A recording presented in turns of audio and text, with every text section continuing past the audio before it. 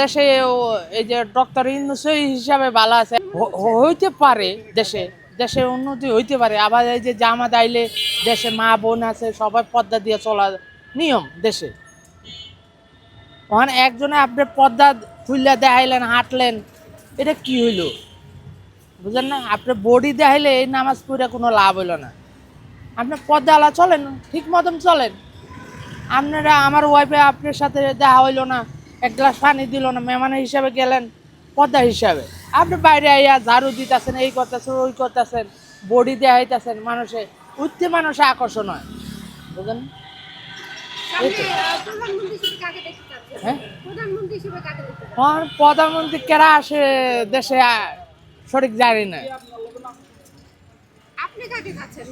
আমি আমি দেশে এই যে ডক্টর ইউনূস হিসাবে ভালো আছে। এই যে কাঁচা মালের তরকারি সব কিছু দাম বেড়ে গেছে, মানুষ রোজা হইতেছে, কেমবে খাইবে, কেমবে চলবে?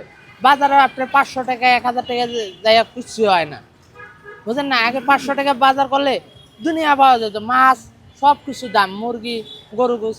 মানুষ এই যে রিক্সা, সাধারণ পাবলিক রিক্সা চালায়, হেরা কয় টাকা পায়, কয় টাকা দিয়ে খাইবে, বুঝলেন না? এই অবস্থায় এই যে আবার ডাক্তার চিকিৎসা করতে গেলে এখানে বিচার যান, ওইখানে পরীক্ষা করেন, সব কিছু সমস্যা।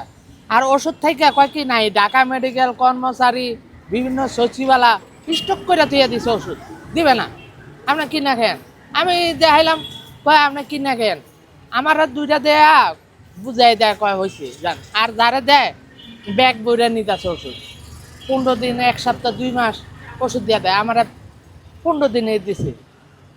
আর ঢাকা মেডিকেল আপনি কয় ওষুধ নাই, আমি কই ওষুধ আছে তো, ওষুধ দিবেন না কেন? কয় যারা রুগী হ্যাঁ কম বেশি দিত।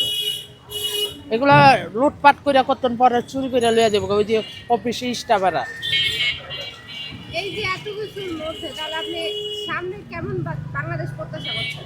আর বাংলাদেশে আমার এখানে 10 জনে সবার জন্য, যে এইভাবে আসে ভালোর জন্য, বুঝলেন না? আগামী দিন কেমন বাংলাদেশ আপনি দেখতে চাচ্ছেন? যে এখন আগামী দেশ বাচ্চা থাকলে দেখা যাবে, আর বাচ্চা না থাকলে দুনিয়া সমস্যা হইতে পারে, বুঝছেন না?